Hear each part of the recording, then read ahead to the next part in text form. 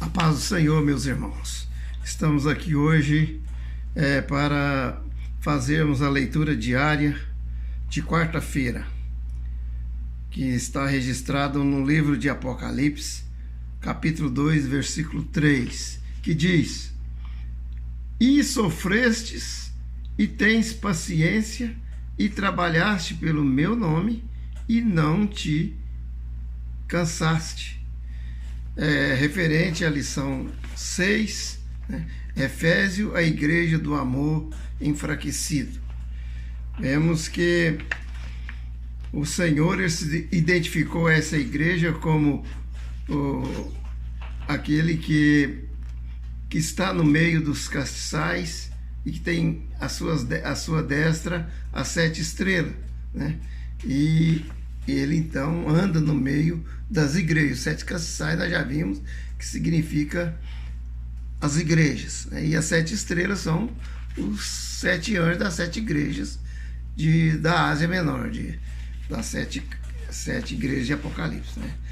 Então nós vemos, irmãos, que aqui nós estamos referindo a uma igreja sofredora, né? É uma igreja que ela foi elogiada pelo Senhor, que ele diz que ele conhece as tuas obras, eu conheço as tuas obras e o teu trabalho e a tua paciência, e que pode sofrer os maus, e puseste à prova os que dizem ser apóstolos e não são, e tu os achastes mentirosos. Esses aqui certamente, porque no verso 6 aqui, dessa lição, disse o Senhor que ele elogiou o anjo da igreja, o pastor, porque ele era contra os nicolaístas. E o Senhor diz que também ele aborrecia esse tipo de falsos mestres que implementava esse tipo de doutrina, de teologia nas igrejas. Mas ali o pastor ele refutava ardorosamente esse tipo de doutrina na igreja. Mas o Senhor ele chamou a atenção da igreja porque ela deixou o primeiro amor. Aqui tenho, porém, contra ti, que deixaste o teu primeiro amor. Então foi um ponto de fraqueza da igreja de Éfeso. E a cobrança, evidentemente, ela vem em cima do pastor, né? Mas era uma igreja sofredora. E o Senhor não deixa também de considerar os pontos positivos, né, da sua igreja. Se bem que ele corrige aquilo que está precisando ser corrigido, que está em falta. Mas por que a igreja é sofredora? Eu creio que devido à igreja ser inserida numa cidade, igual a cidade de Éfeso, com a população de 250 a 300 mil habitantes, uma cidade com um comércio bastante agitado, era uma cidade portuária ali, banhada pelo mar Egeu, e havia um grande comércio de artefatos, principalmente de produtos de idolatria da deusa de Diana, ou seja, também a deusa de Diana para os romanos, a deusa Artemis para os gregos. Então era ali um comércio também de escravos, né? Muitas comerciantes estavam ali, além de escravos, tinham outros que comerciavam vários tipos de produtos comum naquela época. E a cidade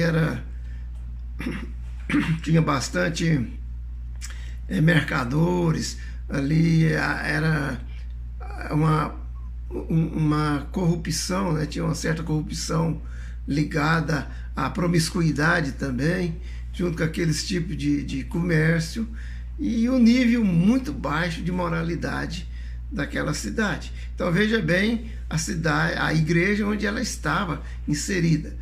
Ali havia um templo, né, chamado, conforme diz o templo de Diana, que era um templo de 3.500 metros quadrados, e construído com mais de 100 colunas de 18 metros de altura.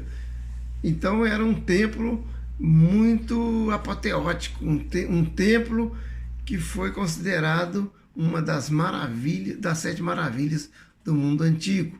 Então, diante desse cenário, nós vemos que uma igreja inserida ali, ela tinha suas dificuldades. Era uma igreja realmente sofredora para combater esse tipo de população de gente acostumado nesse nível tão baixo de moralidade, né?